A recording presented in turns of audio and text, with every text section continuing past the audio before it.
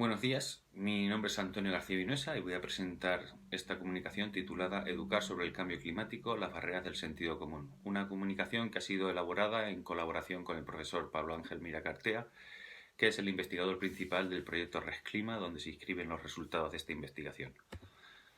En una primera fase del proyecto se realizó una aplicación de un cuestionario de respuesta cerrada con diferentes bloques que a continuación explicaré y se realizó con una muestra de estudiantes universitarios de 5 países. En una segunda fase, utilizando el mismo instrumento para poder comparar los resultados, se utilizó también con 5 países diferentes con estudiantes de educación secundaria de entre 16 y 17 años. En un primer bloque, el bloque de conocimientos y creencias, formado por 32 ítems, los resultados de los estudiantes universitarios son los siguientes. Se puntuaba de 1 a 4, 1 era error, 4 era acierto, y como podemos comprobar, el patrón que dibujan las respuestas de los grupos de los 5 países es muy similar. Todos tienen menores puntuaciones en los mismos ítems y mayores puntuaciones en los mismos ítems. Si miramos ahora los resultados a nivel de educación secundaria, el patrón es similar casi igual que en los estudiantes universitarios. En este caso sí que vemos un grupo de estudiantes, esa línea verde, que es un poco disruptiva con el dibujo que seguían el resto y que equivale a los resultados del grupo de Mozambique. En este caso, esta explicación puede ser debido a que en Mozambique el sistema educativo se puede caracterizar de joven, tiene muy pocos años, no está tan estabilizado como en otros países y puede ser debido a esto ese patrón diferente.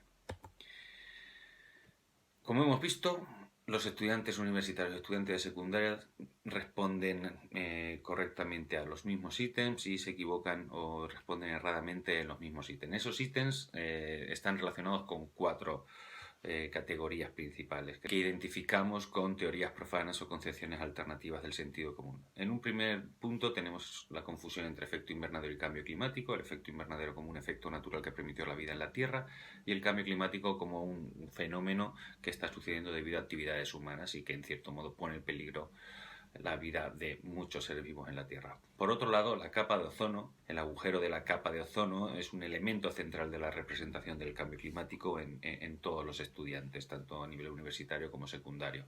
Sin embargo, no existe esa tal relación. Por otro lado, se acostumbra a relacionar cualquier tipo de desastre natural que suceda con el cambio climático y finalmente existe una clara desconexión entre las causas del problema y nuestros comportamientos individuales en la vida cotidiana que son causa del problema.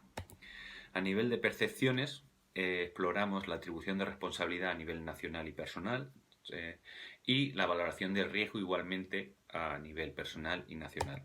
En este caso las respuestas son diferentes, no siguen un patrón similar como sucedía en el ámbito de los conocimientos y las creencias, y si nos fijamos en las líneas de tendencia, vemos como en este caso, en el caso de Portugal, es el grupo de estudiantes que menos responsabilidad atribuye a su país. De hecho, la línea de tendencia es decreciente. En los otros casos, las líneas de tendencia son crecientes, poco, y principalmente es México la que parece que tiene una tendencia a responsabilizar más a su país en las causas del cambio climático.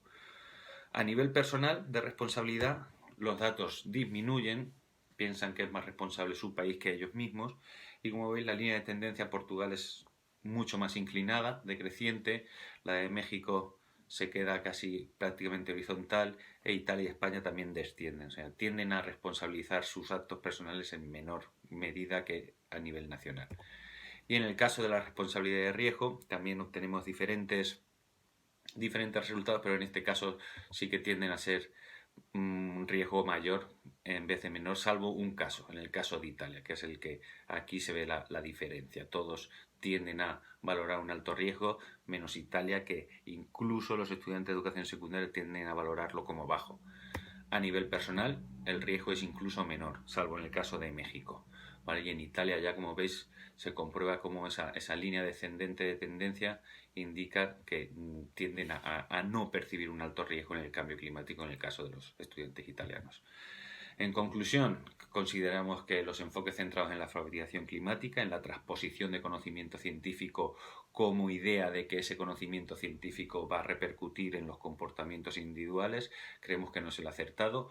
vemos que a pesar de que demuestran unos conocimientos similares a la hora de percibir responsabilidades y percepción de riesgo, estas valoraciones son diferentes, con lo cual en esa representación del cambio climático en el que es importante identificar responsabilidades propias y una percepción de riesgo que nos permita atender al problema como es debido, pues influye otros elementos de la cultura, de la comunicación, de las tradiciones que no son directamente relacionados con el conocimiento al que se puede acceder sobre cambio climático. Muchas gracias por su atención y espero poder profundizar, si quieren, en los resultados de esta investigación. Muchas gracias.